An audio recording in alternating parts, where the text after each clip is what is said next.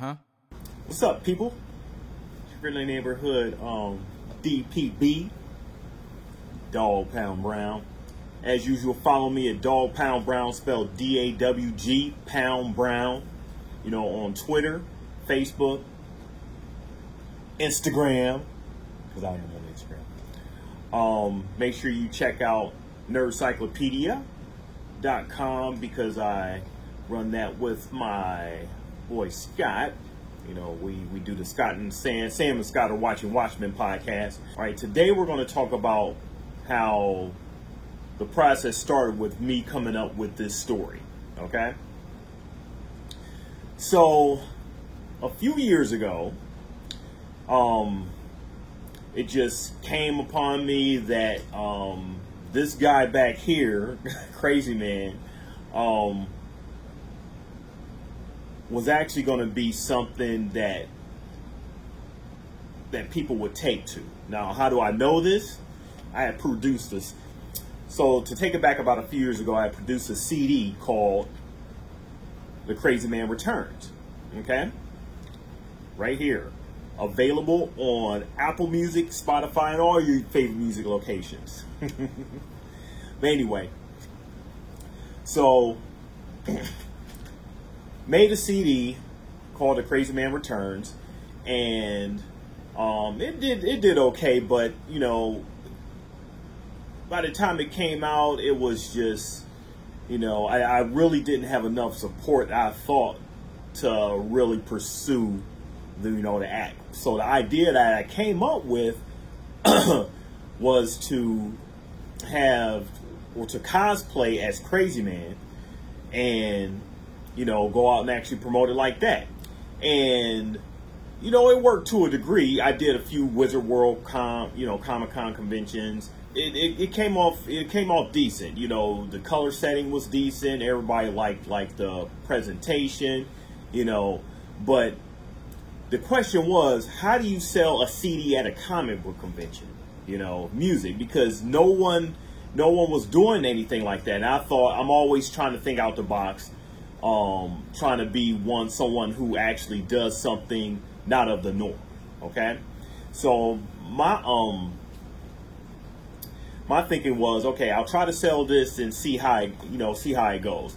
The things I learned from that convention was that if you're going to do something or come out with something as fully developed as it was, I had like the CDs, I had the posters, I had T-shirts, just like merchandise and everything. But if you're going to do something, you got to do it full on. You got to be all in with it. Okay, so with that being said, I still tried it, paid for like the booth, and learned how to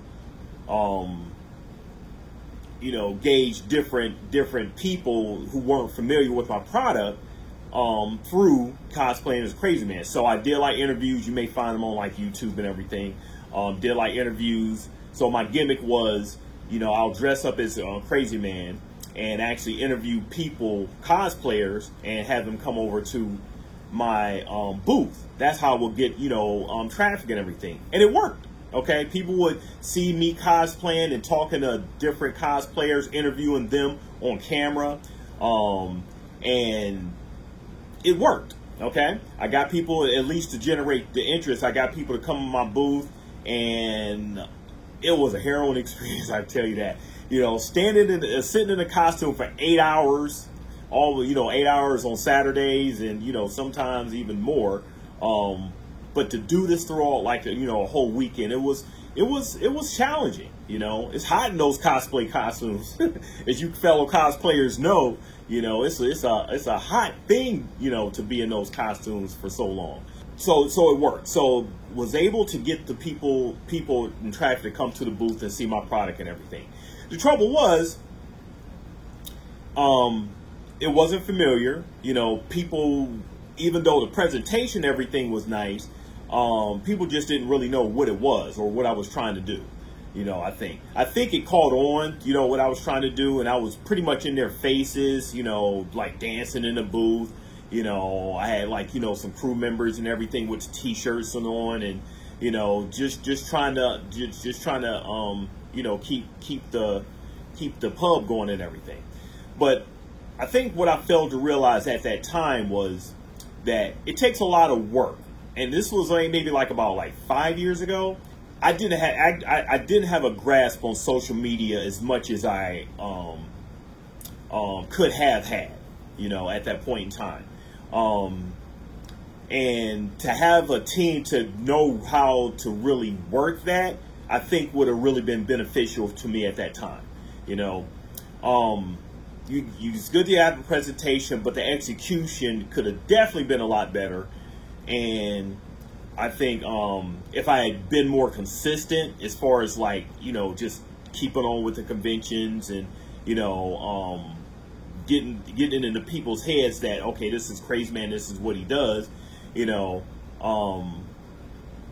I think it would have worked. But you get tired.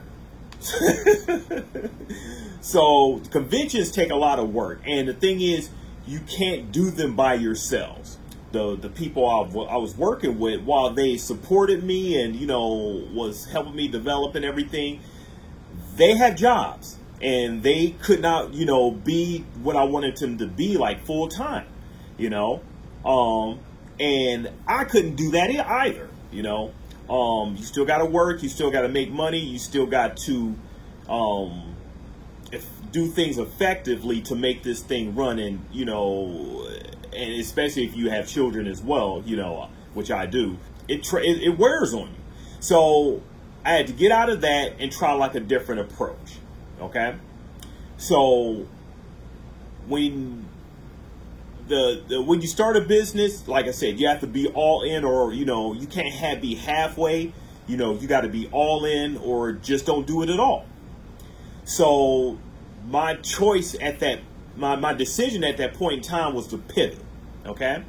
So I decided to pivot from having Crazy Man be a mascot for the music. I wanted him to be an actual character. Okay. So that was a big thing. You know, I had to make a real big decision at the time, because I was really excited about doing the conventions and was really enthusiastic. Loved the interaction with all the people. Loved the cosplay. You know, I loved the experience. You know, the overall atmosphere, because I'm a comic book guy. I'm a convention guy. You know, the atmosphere is just electric, and, you know, it's just so many people that you meet. You know, it was great. You know, but it wasn't practical. The way I was doing it was not practical. So I decided to pivot and make the Crazy Man into a character that I decided, okay, I need to build a story, because I liked it. And one thing that really made me realize that I had something on my hands was I had a little boy stare intensely at me, you know, during one of the days I was doing a convention, and he just could not take his eyes off. And then finally he was like, "This looks so cool. This is so cool." You know, he was probably too young to buy a CD, you know, which is what I wanted him to do, or buy a T-shirt and everything, or at least grab his parents to do it. But I think his reaction to it really struck me, because I realized that if I can captivate him and get thousands of people his age or even older, like him, then I know I have something. You know, and there's plenty of people that was coming up to me. I like you. I like what you got going on here and everything. But they weren't necessarily into, like, maybe, you know, the music I had. So it was what it was. I think that still could have worked, though, if I was more consistent and I was able to actually commit to doing that full time, which would have put me in a situation where I would have had to dress up as Crazy Man a lot more than I really wanted to, and actually go out and promote and, you know, do all that, which, you know, would have took the time away from my family and my job. You know, I would have had to make some decisions. And essentially, it's all about decision making. You know, decision on what you're going to do, how you're going to execute it, how effectively it's going to be for building that brand, building that audience, and just building those ideas to make something that you created work. You know, sometimes you have to pivot. Sometimes you have to say, okay, I got a great idea, but maybe the way I'm going about it is not good. So I got to make a decision, do it a different way. I had a character, and I kept the core concepts and everything, you know, character, logo, you know, that's the basics, you know, name, character, you know, style, name, and everything. So I decided to pivot and made the decision that I was going to stop doing the conventions as you know, that point in time for what I was trying to do, and selling the music, you know, and essentially, you know, I would have had to perform as Crazy Man and everything. Stop doing it like that and try something else, and essentially go back to my roots. It's amazing because I started out very young into comics, so deep that it consumed a lot of my teenage years and everything. And then I stepped away from it and decided I was going to go into music, you know, by the time I had turned 18 and graduated and everything. And really, I was still into comics and everything, but comics started to being so expensive that, you know, it just really wasn't practical. It really wasn't practical for me to keep purchasing it at the rate I was doing and still try to do school and, you know, other things and stuff. And some of the storylines and story concepts I was just growing out of at that point in time. So I just eventually stopped buying comic books altogether. But I decided to go back to my roots, and here I am. I'm now in a position where I believe I have a story, and my next blog is going to, you know, talk about, you know, some of those ideas, and, you know, or me coming up with some of those ideas, and, you know, just getting that together. So I'll see you guys soon. Next blog, we'll talk about how some of this comes together and everything. All right. I'm Eddie Kane, he's Crazy Man, we both misunderstood. We both come from the hood, now, we good. Listen up, I went to college, man. Never was no college, man. A scholar, man.